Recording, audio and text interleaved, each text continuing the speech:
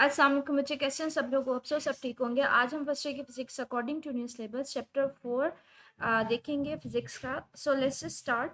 Chapter 4 हमारे पास है work, energy and power. इसके फर्स्ट पोर्शन में बच्चे आप वर्क के बारे में डिस्कस करेंगे, फिर एनर्जी पे सेकेंड हाफ में और लास्ट में हम पावर को डिस्कस करते हैं। तो सबसे पहले तो वर्क की इंट्रोडक्शन देखते हैं और उसको डेफिनेशन देखते हैं, सो ऑन।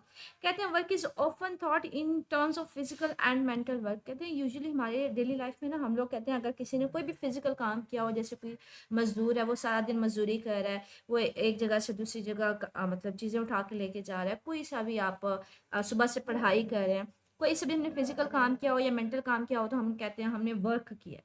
कहते हैं फिजिक्स के सेंस में फिजिकल या मेंटल वर्क मैटर नहीं करता, मैटर करता है आपके पास अगर वर्क कर रहे हैं ना तो उसमें दो चीज़ों का इन्वॉल्व होना ज़रूरी है। उसमें फोर्स का इन्वॉल्व भी होना ज़रूरी है और डिस्प्लेसमेंट का होना भी ज़रूरी है। तो जब तक फोर्स और डिस्प्लेसमेंट कहीं पे इन्वॉल्व नहीं है वो वर्क नहीं होगा। वर्क कब होगा? जब कहीं पे कोई फोर्स भी लग रही होगी और डिस्प्लेसमेंट भी हो रहा होगा, तो हम लोग कहेंगे तब हमारे पास वर्क है, वरना किसी किस्म का वर्क नहीं हो रहा। तो ये याद रखिए कि अगर हमारे पास ये दो चीज़ें होंगी तो वर्क होगा। आगे हम वर्क को प्रॉपरली डिफाइन करेंगे। कहते हैं चले पहले स्टार्ट करते हैं work done by constant force के। कहते हैं let us consider an object which is being pulled bye a constant force. एक ऑब्जेक्ट है जिसके ऊपर आप कंटिन्यूसली कांस्टेंट फोर्स लगा रहे हैं। कांस्टेंट फोर्स का मतलब है बच्चे फोर्स चेंज नहीं होनी चाहिए, ना मैग्नीट्यूड चेंज हो ना डायरेक्शन चेंज हो, क्योंकि फोर्स हमारे पास वेक्टर क्वांटिटी है तो इसकी मैग्नीट्यूड भी होगी, डायरेक्शन भी होगी। कहते हैं आपने कांस्टेंट फोर्स अज्यूम करनी है कि एक किसी ऑब्जेक्ट के ऊपर फोर्स लग रही है, वो कांस्टेंट है, ना उसकी डायरेक्शन चेंज हो रही है ना मैग्नीट्यूड चेंज हो रही है।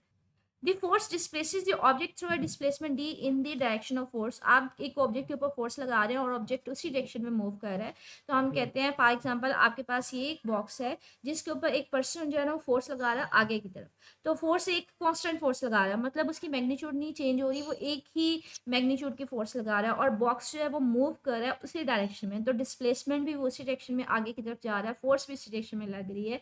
तो कहते हैं यहाँ पे ये देखिए मुझे कांस्टेंट फोर्स लग रही है, फोर्स की डायरेक्शन भी सेम है और वो एक जितनी ही फोर्स लगा रहा है और डिस्प्लेसमेंट भी चेंज नहीं हो रहा। तो कहते हैं इस केस में अगर आपके पास अगर किसी ऑब्जेक्ट के ऊपर कांस्टेंट फोर्स लग रही है और फोर्स के डायरेक्शन में ही ऑब्जेक्ट जो है वो डिस्प्लेसमेंट दे रहा है, तो हम उस केस में वर्क डन को कैसे डिफाइन करेंगे? Work done is the product of magnitude of force. जब दोनों की एक ही डायरेक्शन होगी तो आप मैग्नीट्यूड फोर्स का लेंगे, क्योंकि बच्चे डायरेक्शन तो दोनों की सेम है, तो आप फोर्स की मैग्नीट्यूड लेंगे और डिस्प्लेसमेंट की मैग्नीट्यूड का प्रोडक्ट लेंगे। तो force is written as the product of magnitude of force and displacement. ये कब केस है बच्चे? जब कांस्टेंट फोर्स है और फोर्स उसी डायरेक्शन में जिस डायरेक्शन में ऑब्जेक्ट का डिस्प्लेसमेंट हो रहा है। तो कीप दिस इन माइंड के वर्क डन के लिए दो चीज़ों का होना ज़रूरी है, फोर्स का भी और डिस्प्लेसमेंट का भी। कोई एक चीज़ नहीं होगी तो हमारे पास वर्क डन जीरो हो जाएगा। तो यहाँ पे ये कह रहे हैं कि क्वेश्चन हमें ये बता रहा है कि डिस्प्लेसमेंट अगर जीरो है तब भी वर्क नहीं होगा, अगर फोर्स जीरो है तब भी हमारे पास वर्क नहीं होगा। अगर डिस्प्लेसमेंट जीरो है जितनी मर्जी फोर्स लगाते रहे वर्क जीरो होगा। फॉर एग्जाम्पल ये एक बच्चा है जो वॉल को पुश कर रहा है, बहुत ज़्यादा वो फोर्स लगा रहा है इसके ऊपर, लेकिन वॉल तो अपनी जगह से हरकत नहीं कर रही ना, डिस्प्लेसमेंट जीरो है, तो हमारे पास यहाँ पे किसी किस्म का वर्क नहीं होगा। तो यहाँ पे ये एग्जाम्पल दे रहा है कि हमारे पास अगर डिस्प्लेसमेंट जीरो है, चाहे आप जितनी मर्जी फोर्स लगाते रहें, किसी किस्म का वर्क नहीं होगा। वर्क क्या होगा? वो जीरो होगा। ठीक है, ये तो सिचुएशन थी बच्चे जब आप कांस्टेंट फोर्स लगा रहे थे और फोर्स और डिस्प्लेसमेंट की डायरेक्शन एक ही थी, जस्ट लाइक मैंने आपको ये डायग्राम में शो करवाया। तब हमने कहा था वर्क डन जो होता है वो प्रोडक्ट होता है मैग्नीट्यूड ऑफ फोर्स के और डिस्प्लेसमेंट के। लेकिन समटाइम जो होते हैं बच्चे आपके पास जो फोर्स और जो डिस्प्लेसमेंट है वो एक डायरेक्शन में नहीं होते, बल्कि कुछ एंगल थीटा बना रहे होते हैं। लाइक हमारे पास ये एक बॉक्स है, इसको इस पर्सन ने बच्चे ने क्या किया है, एक रस्सी की मदद से बांध के इसको आगे की तरफ खींचना शुरू किया, इसको घसीटना शुरू किया। अब इसने इसको ना रस्सी की मदद से खींचा हुआ है तो फोर्स की डायरेक्शन ये वाली है, लेकिन जब ये इसके ऊपर फोर्स लगा रहा है, इसको घसीट रहा है, तो बॉक्स जो है ना वो सीधा की तरफ घसीटता हुआ आगे आ रहा है। अब ये देखिए बच्चे डिस्प्लेसमेंट इस तरफ है, फोर्स इस तरफ लग रही है, तो दोनों के दरमियान एंगल थीटा है। तो कहते हैं अगर जो फोर्स है हमारे पास वो कुछ एंगल बना रही हो थीटा विद द डिस्प्लेसमेंट, बच्चे डिस्प्लेसमेंट आगे की तरफ है लेकिन फोर्स जो है वो इस डायरेक्शन में है, तो दोनों के दरमियान एंगल है। तो कहते हैं इस केस में फिर आप वर्क डन कैसे लेंगे? मैंने कहा बच्चे फोर्स और डिस्प्लेसमेंट का एक ही डायरेक्शन में होना जरूरी है, लेकिन यहाँ पे तो फोर्स को एंगल बना रहा है, तो फिर आप इस सिचुएशन में क्या करेंगे? फोर्स को उसके कंपोनेंट्स में रिजॉल्व करेंगे। आप फोर्स के एंड पॉइंट से पीछे एक डॉटेड लाइन लगाएंगे, एक नॉर्मल ड्रॉ करेंगे, ये फोर्स का वाई कंपोनेंट होगा और ये वाला जो होगा इसका एक्स कंपोनेंट होगा। आपने फोर्स का वो कंपोनेंट लेना है जो in the direction of displacement है। ठीक है, दोनों एक ही डायरेक्शन में होने चाहिए ना, तो आप फोर्स का कौन सा कंपोनेंट लेंगे जो डिस्प्लेसमेंट की डायरेक्शन में है, तो हम कहेंगे वर्क डन जो होगा उसमें आप कंपोनेंट ऑफ फोर्स लेंगे along the direction of the displacement.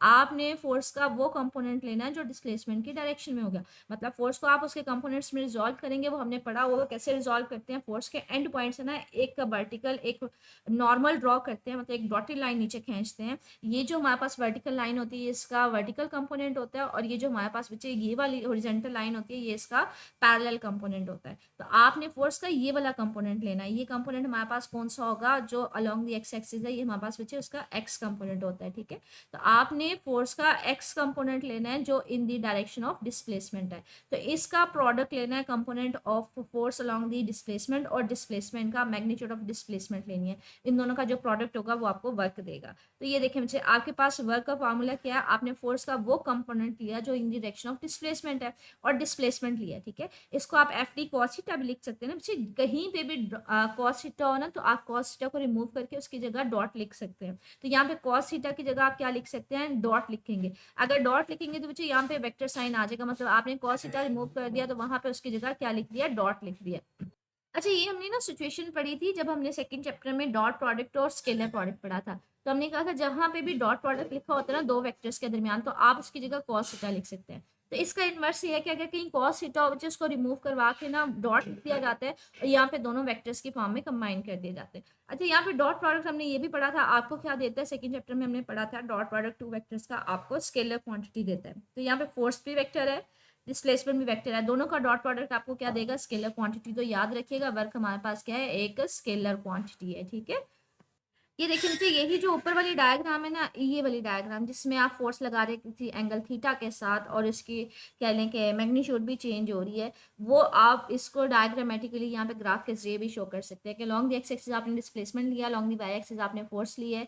आपके पास फोर्स जीरो थी, बढ़ती जा रही बढ़ती जा रही बढ़ती जा रही है, और ये इसकी मैग्नीट्यूड इंक्रीज हो रही है, और डिस्प्लेसमेंट भी ऑब्जेक्ट मूव कर रहा है। अब यहाँ पे फोर्स और डिस्प्लेसमेंट के दरमियान एंगल थीटा है, तो आप फोर्स को इसके कंपोनेंट्स में रिजॉल्व करेंगे, आप उसके एंड पॉइंट से एक डॉटेड लाइन ले लेंगे। आप यहाँ पे फोर्स की कौन सी वैल्यू लेंगे, कौन सा कंपोनेंट लेंगे, इसका एक्स कंपोनेंट लेंगे। एक्स कंपोनेंट को एफ कॉस थीटा लिख सकते हैं, तो इसको आप ग्राफिकली यहाँ पे शो भी कर रहे हैं। आगे यहाँ पे हमारे पास हमने फार्मूला देख लिया कि हमारे पास वर्क डन क्या होता है, it is the dot product of force and displacement. तो यहाँ से डेफिनेशन बन सकती है, जनरल डेफिनेशन बन सकती है यहाँ पे कि हमारे पास फोर्स जो होता है वो डॉट प्रोडक्ट होता है किसका, फोर्स का और डिस्प्लेसमेंट का। यहाँ पे इसके यूनिट की बात करें बच्चे, जो वर्क डन का यूनिट होता है ना वो जॉल होता है। अगर आपसे बोल दिया जाए 1 जॉल को डिफाइन करें, तो आपके पास फोर्स का यूनिट क्या होता है, न्यूटन। डिस्प्लेसमेंट या डिस्टेंस का यूनिट क्या होता है, मीटर। तो 1 जॉल हम कह सकते हैं when 1 newton force is acted to move the object by 1 metre, तो हमारे पास क्या होगी, वर्क डन 1 जॉल होगा। Like 1 Newton force, if 1 Newton force move the object by 1 meter, then the work done will be 1 joule। तो यहाँ से 1 जॉल की definition लिखी जा सकती है। अच्छा, ये हमसे क्यों भी आ जाता है, 1 जॉल इज इक्वल टू, तो ये याद रखेगा ये न्यूटन मीटर के इक्वल होता है। ठीक है, ये ऐसे यूनिट होता है वर्क का जॉल, और 1 जॉल किसके इक्वल होता है, 1 न्यूटन मीटर के। तो कहते हैं अगर हमने बात करनी हो, आपने ग्राफिकली प्लॉट करना हो कि अगर हमने कांस्टेंट फोर्स को अलोंग दी किस तरह से फोर्स एक्ट कर रही है लॉन्ग द डिस्टेंस दी, उसको आपने अगर ग्राफिकली प्लॉट करना है तो किस तरह से प्लॉट करेंगे, उसको सिंपल ग्राफ के जरिए भी वर्क डन को शो किया जा सकता है। तो कहते हैं हम लोग कांस्टेंट फोर्स को अगर किसी ऑब्जेक्ट के ऊपर एक्ट कर रही है थोड़ा सा डिस्टेंस, कुछ डिस्टेंस डी तक, तो आप उसको ग्राफिकली भी रिप्रेजेंट कर सकते हैं। लाइक ये वाली एग्जाम्पल जब हमने दी थी कि आपने एक कॉन्स्टेंट फोर्स लगाई थी जो एक ही डायरेक्शन में एक्ट कर रही थी, मैंने कहा था कॉन्स्टेंट फोर्स लेनी है उसकी मैग्नीट्यूड भी चेंज नहीं होनी चाहिए, लेकिन हाँ जब फोर्स लगा रहे हैं तो आपके पास कुछ डिस्टेंस जरूर आना चाहिए। तो कहते हैं इस सिचुएशन को आप ग्राफिकली भी रिप्रेजेंट कर सकते हैं। कैसे कहते हैं, अलोंग द एक्स एक्सिस आप क्या ले लें, डिस्टेंस ले लें। अलोंग द वाई एक्सिस आप क्या ले लें, आप फोर्स ले लें। ठीक है, अब इनिशियली सिचुएशन क्या है, 0 पॉइंट पे आपके पास कोई ना कोई वो फोर्स लगा रहा है, मैंने कांस्टेंट फोर्स लेनी है, मतलब स्टार्टिंग पे ही उसके कोई ना कोई फोर्स लग रही है। ये देखें स्टार्टिंग में ही वो बच्चा जो है किसी कोई ना कोई फोर्स उसके ऊपर लगा रहा है। ठीक है, तो स्टार्टिंग सिचुएशन में उसके ऊपर कोई फोर्स एक्ट कर रही है, लेकिन जैसे जैसे वो टाइम गुजरता जा रहा है, अब फोर्स लगती जा रही है, वो डिस्टेंस बॉक्स जो है वो आगे मूव करता जा रहा है। अब ऑब्जेक्ट जो है वो आगे की तरफ मूव करता जा रहा है, लेकिन फोर्स याद रखिएगा ना उसकी डायरेक्शन चेंज हो रही है ना मैग्नीट्यूड। तो पहले भी फोर्स यही थी, बाद में भी यही है। तो ये देखिए मैग्नीट्यूड पहले भी यही थी, बाद में भी यही है, और डायरेक्शन भी वो आगे की तरफ ही मूव कर रहा है, और डिस्प्लेसमेंट भी उसी तरफ है। तो उस केस में आपके पास बच्चे एक हॉरिजेंटल लाइन आ जाएगी, ठीक है। तो कहते हैं अगर आप along the X axis distance को लें, along the Y axis force को ले लें, और फोर्स अगर चेंज नहीं हो रही, मतलब ना उसकी डायरेक्शन चेंज हो रही है, ना आप उसके पास मैग्नीट्यूड चेंज हो रही है, तो आपके पास एक हॉरिजेंटल लाइन आएगी ग्राफ की, स्ट्रेट हॉरिजेंटल लाइन आएगी, ठीक है। ये कब सिचुएशन है, जब आपके पास फोर्स कांस्टेंट है और डिस्प्लेसमेंट दोनों एक ही डायरेक्शन में, फोर्स भी आगे की तरफ लग रही है और डिस्प्लेसमेंट ऑब्जेक्ट भी आगे की तरफ जा रहा है, तो आपके पास एक हॉरिजेंटल जो है वो लाइन आ जाएगी, ठीक है। तो कहते हैं इस केस में आपके पास अगर हम बात करें कि वर्क डन कैसे निकाला था, हमने याद होगा, हमने कहा था कांस्टेंट फोर्स के लिए आपके पास वर्क डन जो होता है वो सिंपली प्रोडक्ट होता है मैग्नीट्यूड ऑफ फोर्स और डिस्प्लेसमेंट के, ये हमने पढ़ा था, ठीक है। फोर्स और डिस्प्लेसमेंट के सिंपली मैग्नीट्यूड के प्रोडक्ट के इक्वल होता है। अब कहते हैं उसको ग्राफ से कैसे फाइंड आउट किया जाए। ग्राफ में हमने देखा कि कांस्टेंट फोर्स के लिए आपके पास एक हॉरिजॉन्टल लाइन आती है।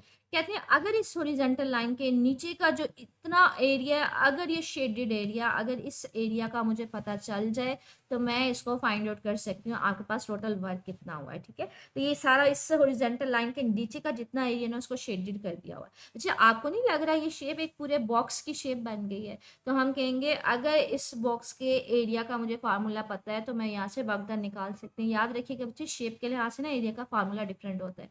बॉक्स का एरिया कुछ और होगा, सर्कल का कुछ और होगा, सिलेंडर का कुछ और होगा। तो यहाँ पे जो आपके पास शेप बन रही है वो एक आपके पास एरिया अंडर द ग्राफ एक बॉक्स सा बन रहा है। एक बॉक्स के नीचे का जो एरिया होता है ना बच्चे, उसको हम रिप्रेजेंट करते हैं, उसकी दो साइड्स को मल्टीप्लाई कर देते हैं, उसकी हाइट को उसकी विड्थ के साथ मल्टीप्लाई कर देंगे। हाइट में क्या ले रहे हैं, फोर्स, और विड्थ में आप क्या ले रहे हैं, आप डिस्टेंस ले रहे हैं। तो एफ डी, बच्चे एरिया आपने लिया, एरिया कैसे लिया, दो साइड्स को मल्टीप्लाई किया, उसकी हाइट को उसकी विड्थ के साथ। हाइट में आपने फोर्स ली थी और विड्थ में आपने डिस्टेंस लिया था।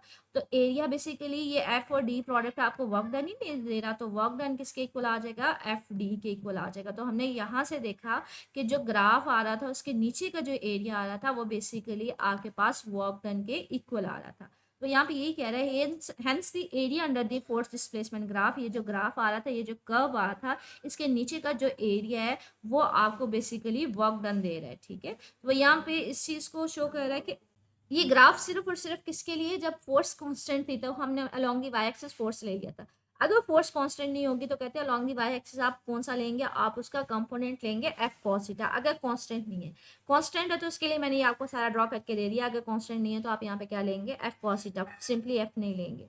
आगे हमारे पास ये कुछ एमसीक्यूज है from the definition of the work. Work हमारे पास किस तरह से डिफाइंड होता है बच्चे, वर्क हमारे पास डिफाइंड होता है F is equal to W is equal to F D cos theta. मतलब वर्क डन जो होगा उसकी वैल्यू डिपेंड करेगी आइदर पॉजिटिव है या नेगेटिव है कॉस थीटा के ऊपर, ठीक है। तो कहते हैं यहाँ पे हमारे पास पहली बात की है, मैंने आपको पहले भी बताई थी कि वर्क एक स्केलर क्वांटिटी है, ये एमसीक्यू में आ जाता है, ठीक है। उसके बाद वर्क हमारे पास कब पॉजिटिव होगा कब नेगेटिव होगा वो देखते हैं।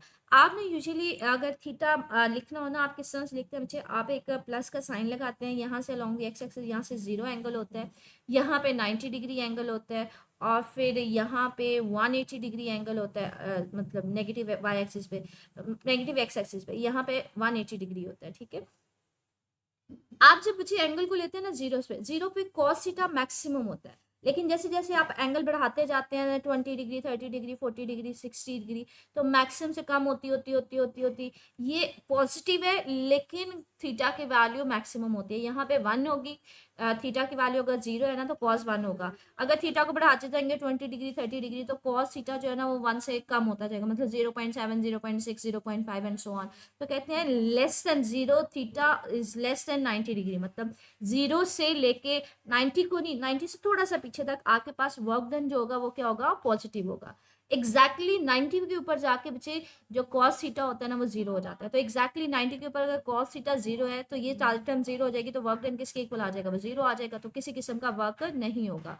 अब अगर आप 90 से आगे चलते जाएं, 90 से आगे जाएंगे बच्चे हमारे पास क्या होगा, वर्क डन जो है वो नेगेटिव आना शुरू हो जाएगा। क्यों, क्योंकि कॉस 100 120 130 वो जो होता है बच्चे वो माइनस में वैल्यू आ रही होती है, तो इसलिए वर्क डन भी क्या हो जाएगा, वो नेगेटिव हो जाएगा। तो ये याद रखिएगा, ये जैसे तीन जो पॉइंट्स हैं, 4 पॉइंट्स ये एमसीक्यू उसके लिए हैं कि 0 पे थीटा की वैल्यू मैक्सिमम होती है कॉस थीटा की, लेकिन जैसे जैसे आप 0 से बढ़ते जाते हैं 90 की तरफ जा रहे होते हैं, कम होती होती होती होती आपके पास, लेकिन पॉजिटिव में होती है, ठीक है। यहाँ तक 90 से थोड़ा सा पीछे तक आपके पास लेस देन 90 पे हमारे पास वर्क डन क्या होगा, पॉजिटिव होगा। लेकिन 90 के ऊपर कॉस जीरो हो जाता है, कॉस 90 जीरो होता है, तो वर्क डन भी जीरो हो जाएगा। लेकिन उससे आगे आप जाएंगे तो कॉस थीटा जो होता है वो माइनस में आना शुरू हो जाता है, माइनस की रेंज में, तो वर्क डन भी क्या होगा, वो माइनस में आना शुरू हो जाएगा। इसके अलावा जो ऐसे यूनिट होता है हमारे पास वो जॉल होता है, और वो किसके इक्वल होता है, वो न्यूटन मीटर के इक्वल होता है। अच्छा, ये आज का टॉपिक जो है ना, ये सारे का सारा शॉर्ट क्वेश्चन और एमसीक्यूज के लिए। इससे मोस्ट कॉमनली आपके पास शॉर्ट क्वेश्चन पूछ लिया जाता है, describe the graphical representation for a constant force, या फिर ये क्वेश्चन पूछ लिया जाता है how area under the graph represents the work done. तो इसमें आप ये वाला बताएंगे, ठीक है, ये वाला सारा पैसेज जो है ये शॉर्ट क्वेश्चन में आपके पास आ जाता है। इसके अलावा ये जो हमारे पास ये 4 पॉइंट्स मैंने आपको बताया है, ये इंपॉर्टेंट एमसीक्यूज के लिए हैं, तो ये लास्ट में पूछ लिए जाते हैं। इसके अलावा आपसे वर्क डन की डेफिनेशन पूछ ली जाती है, तो वर्क डन को आप यहाँ से सिंपली ऐसे डिफाइन कर सकते हैं कि work done is the dot product of force and displacement. उसके बाद आप स्केलर क्वांटिटी लिख दें, इसका फॉर्मूला लिखते हैं, और यहाँ पे इसका यूनिट लिख सकते हैं। बाकी ये आपकी इन्फॉर्मेशन के लिए ये लैदा से शॉर्ट क्वेश्चन बन सकता है। If a person pushing the ball is any kind of work, तो कोई वर्क नहीं होगा, तो इसमें एक्सप्लेनेशन में ये आ सकता है, ठीक है।